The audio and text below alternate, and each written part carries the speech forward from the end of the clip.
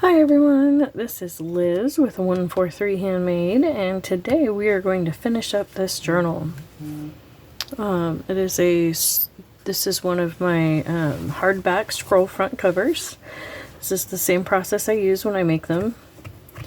I generally do it in large batches. Well, not super large, but multiple batches, you know, where I'm doing several at once. But this is the last step. I have, you know, we laid it out on the book pages, tacked it down, sewed it together.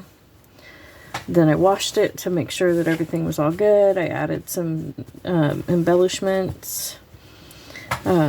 Sometimes you sew over these little stringies. You can just pull them out. You don't have to cut them. And then the last step was to add this cover, the inside cover, because I just feel like it gives a more finished look, you know. And I mean, it's still, you know, has that, you know, kind of shabby chic roughness to it, but it's still, you know, it's way more finished than this, you know. So as you might remember, we put the safety pins in to remind me not to sew on that line, because I had pinned all of this with regular straight pins, and those I took out while I was sewing, but these I left in to ensure that I stayed sewing far enough over. As you can see, my lines are not straight. It doesn't matter. It's perfectly fine. You might also notice that we have this little bit here that came unglued, or not unglued, unsewn. You know, the edges frayed a little too much. It wasn't overlapped quite enough. I'm not going to worry about that because that's going to be glued to this cover. So it's not worth patching, in my opinion, because both sides are going to be glued and supported by the cover. You can, however, go back and add another little piece if you want. It's totally a personal preference. So what I will do now at this point is I'll come in here and because this is going to be glued to the hard board, I do come in here and on the inside I will go ahead and trim off a bunch of the bulkier bits from the frame. I still don't worry about the bits of paper that might be in there unless they're, you know, bulky. If they're sticking up where it might make it, you know, feel raised, then I will go ahead and worry about it. But if it's not sticking up, then really I'm not worried about it. So there we go. Just getting most of these frayed bits off of there, just so that way that cover, you know, it's not trying to glue onto any more texture than is absolutely necessary. So there we go. Yep, all those stringies are going up, so I don't need to worry about those. Okay, there's nothing too bad inside there. Okay, set my scissors aside, brush all that stuff off. Okay, and I did not sew this because when you take a book apart, you have this one edge that's really rough, and I don't like to leave that unfinished, you know, so I have to finish it in some way.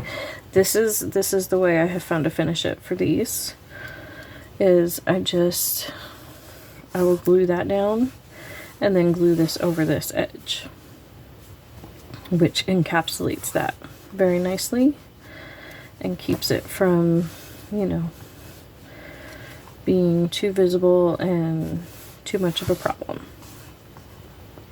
And this time I am using what was the exterior of the book as the interior, but you can totally do it this way as well. You know, whichever way suits your needs, suits your taste, based on the books that you have available to you, you know.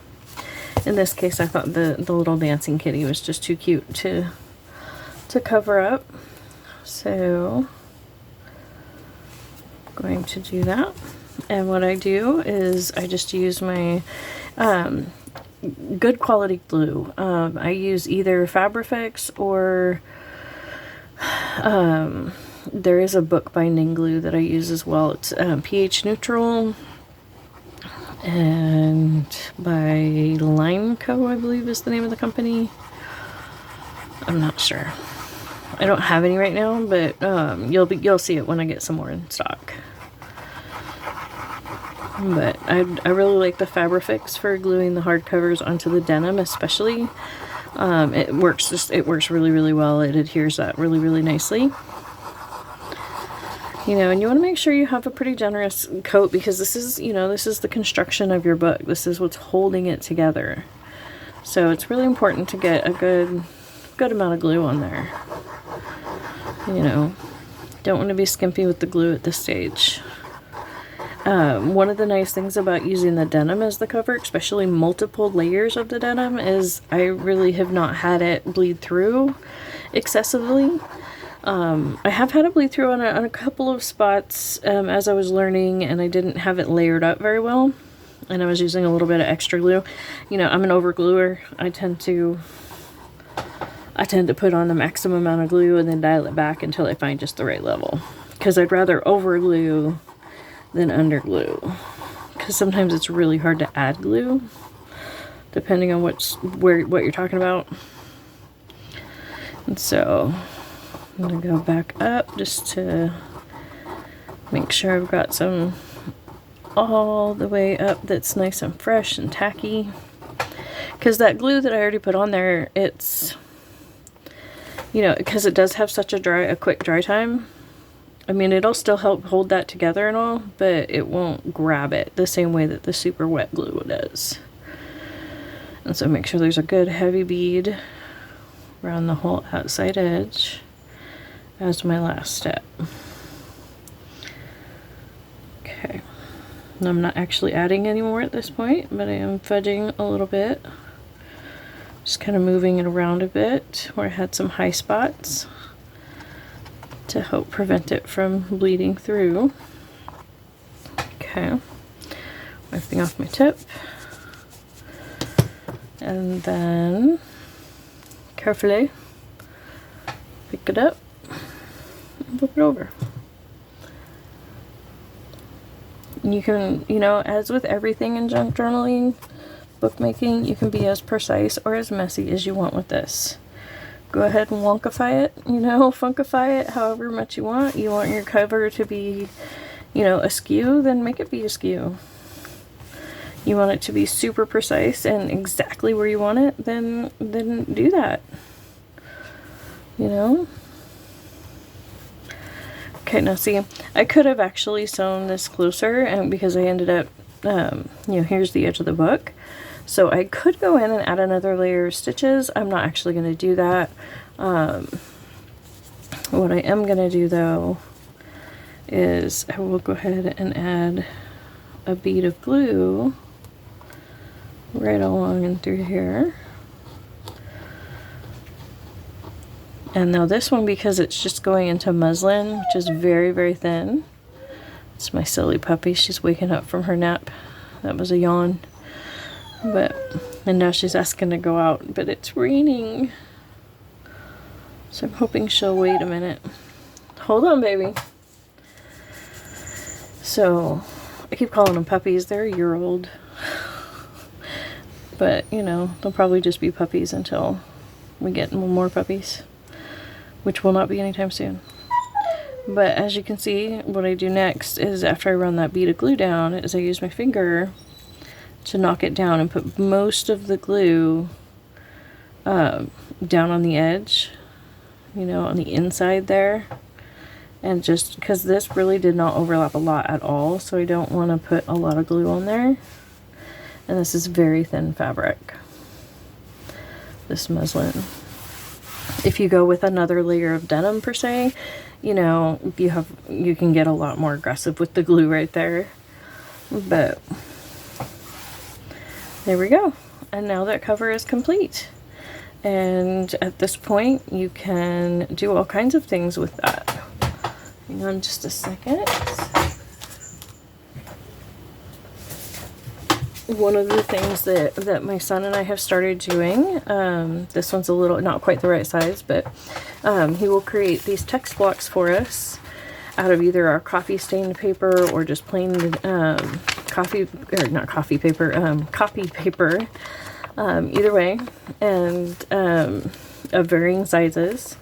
And then we will mount this into here, and it becomes a sketchbook with a soft cover, the scroll cover. But this one will actually be for sale when this goes up, when this video goes live. At about the same time, an eBay listing will go up for an auction. I'm going to try this. It's the first time I'm trying this. It's a penny auction. So penny auction with free shipping. And we will see how that goes. But it will be live when this video goes live. Okay, now see, I like to flip it over. And go ahead and gently massage that in. You can really rub it, give it a lot of force when you know you have several layers. When it's only the one layer though, you kind of want to be a little gentle, you know. And you don't want to take all the texture out. Well, I don't, but you know, you can do whatever you want to do, whatever makes you happy. And see, this edge that wasn't sewn together is still, you know, it's perfectly fine now that it's glued. See that? You can't tell that it's not sewn together. So, but yes, this cover will be available just as the cover. I'm not putting anything in it. Like I said, it will start at 1 penny, free shipping.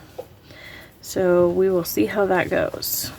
Let's see the size of it. Let me grab my ruler. It is a unique size. It's 9 and a, let's see, the actual hardback portion is like 9 1/4, but if you want to include like the denim, it's like 9 1/2, that direction. And again, the hardback portion is 6 1/2. But if you know, come all the way out here, it's closer to 7. It's kind of hard to measure because, you know, I never know to include these or not, you know. But actually you can see it here on my mat. This is the 0 mark. This is the 16-inch mark right here. So it's basically, you know, 16 inches when it's laid flat open. And roughly 1, 2, 3, 4, 5, 6, 7, 8, 9, 10 inches tall with all of the frays and everything. So 16 by 10, so you'll be able to add quite a bit to this, you know. Let me hold it up this way so you can get an idea of how thick of a spine you can get and still have the cover line up out here. And if you go to all the way to the front edge of the lace, you've got even more room, you know. So I mean, that's, you could do a very narrow spine, or you could do, you know, rather, let's see, what is that? That's like almost a 2-inch spine. It's totally possible with this journal cover. That's one of the reasons why I like these, because you don't have to decide right away. If I was going to make this into a junk journal cover, I would just sew straight through this. I would punch holes with my handy dandy crocodile, and then just sew through it just like I normally would. But I can't think of anything else to say, so thank you so much for joining me. I will get better at getting back to my Monday, Wednesday, Friday schedule. So thank you so much for joining me, and don't forget to like and subscribe if you want to see more of my process videos.